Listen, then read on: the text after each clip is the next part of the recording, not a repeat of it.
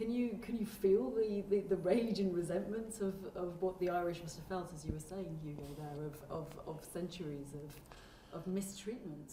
Yeah, totally. Yeah. And it's very interesting living in Australia and a little working with Indigenous filmmakers in Australia, and actually they're kind of making similar sort of, I call them sort of revenge fantasy films. I don't mean they're not a fantasy genre and they're not just a revenge film, but they actually are expressing that sense of dislocation from their own country because of a colonial force. And this is the country we live in, and so it's very much at the forefront of my mind at the moment, that thing, going on a big march with a whole lot of Aboriginal people a few weeks ago. It was something that's I just feel very deeply in our country and all around the world, the sort of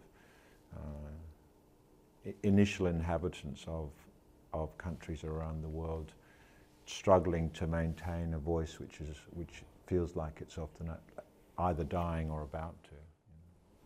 And I sort of felt that with the way that I wanted to play Feeney and the way that it came out on film,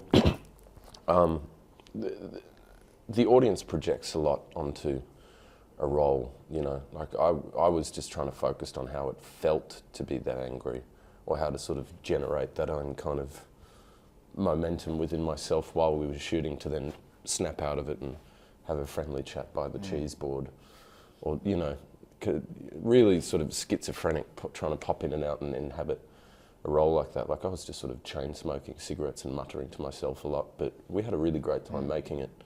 But you know, obviously because of the hardship that he goes through with his family after, you know, his sort of mission to desert the army and, you know, grab them and go, you know, it's easy to sort of project it onto him because he's an outsider in his own backyard, and that's sort of confronting for him because he knows where everything is and he knows these places, but he's just at that point really lonely, and it's just kind of, I was just so sad watching it. But not necessarily just for him, but for every character. Everybody was sort of met with a really terrible lot, you know, like everyone just, it was just really, I'll have to see it again. I still haven't quite made sense of how it made me feel. Obviously, because like you said before, you know, it's what's not there that you see for the first time. But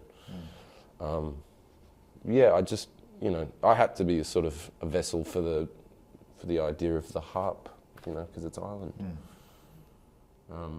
I'm very, very aware of the fact that we were in Ireland. It was very much an Irish film.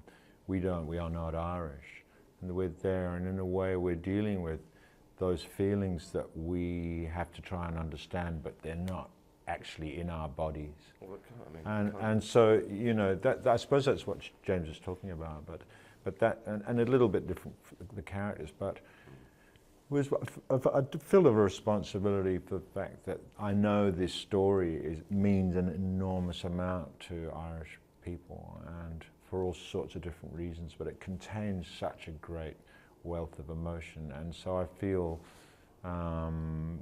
yeah, definitely, I find it hard to talk about it because it's not my feeling, but I feel sort of very honoured to have been a part of that and to get a sense of what that feeling is. Yeah, and I've got very, you know, Celtic kind of ancestry anyway. That, you know, that's the colour my beard comes out, which usually you'd sort of be faced with dyeing it. We've both got that sort of background. Yeah, so. And you know, and a lot of Australians do. So I kind of, yeah, I just thought it was a wonderful opportunity to represent, but then the pressure on that situation as well, I think, was sort of, you know, it makes it a little more dangerous and fun because it's like, you know, daunting for you actually for that reason. Yeah, but I didn't leave that as an option. I just sort of really wanted to, you know, if you can trick an Irishman that's seen a test screening of the film that you're Irish, then great, you know. You absolutely would.